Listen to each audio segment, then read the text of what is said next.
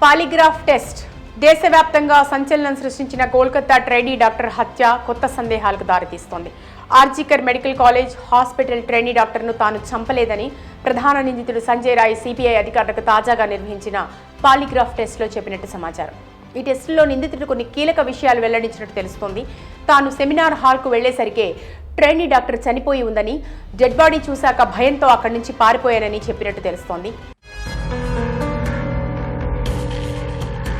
మరోవైపు polygraph test చేస్తున్నప్పుడు సంజయ్ రాయ్ చాలా డల్గా భయంగా కనిపించాడని సిబిఐ అధికారులు అతన్ని అడిగిన ప్రశ్నలకు అబద్ధాలు మరియు పొంతనలేని సమాధానాలు చెప్పినట్టు వెల్లడైంది.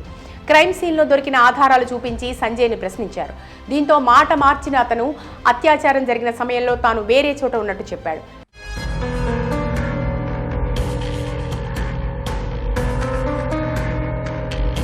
కాగా ఆగస్టు 9 తెల్లవారుజామున 4:03 హాస్పిటల్ 4వ ఫ్లోర్లో ఉన్న ట్రామా సెంటర్కు వెళ్లాడు.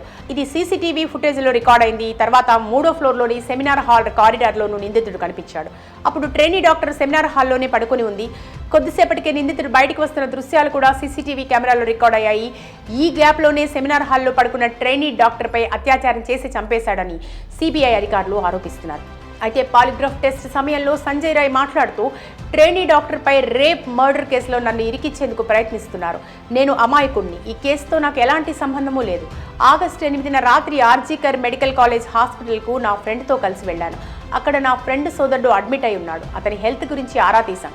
అక్కడి నుంచి బయటకు వచ్చాక మందుకొని రోడ్డుపైనే తాగాం. తర్వాత సోనాఘాట్ రెడ్ లైట్ ఏరియాకు వెళ్ళాం. అక్కడి నుంచి చెట్ల రెడ్ లైట్ ఏరియాకు బయలుదేరాం. వెళ్తున్నప్పుడే నేను ఒక మహిళతో అసభ్యకరంగా ప్రవర్తించాను. ఇది అక్కడున్న సీసీ కెమెరాలో కూడా రికార్డ్ అయింది.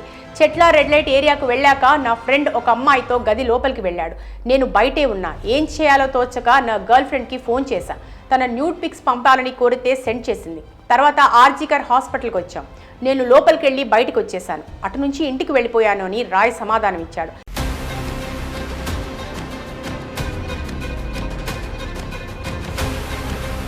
ఇక ఈ కేసుపై సిబిఐ అధికారులు మరింత లోతుగా దర్యాప్తు చేసేందుకు అన్ని రకాల మార్గాలను అన్వేషిస్తూ సుప్రీంకోర్టు సహాయంతో ముందుకెళ్తున్నారు. మరోవైపు దేశవ్యాప్తంగా నిందితులను కఠినంగా శిక్షించి ఉరి తీయాలంటూ నిరసన జ్వాలలు చెలరేగుతున్నాయి.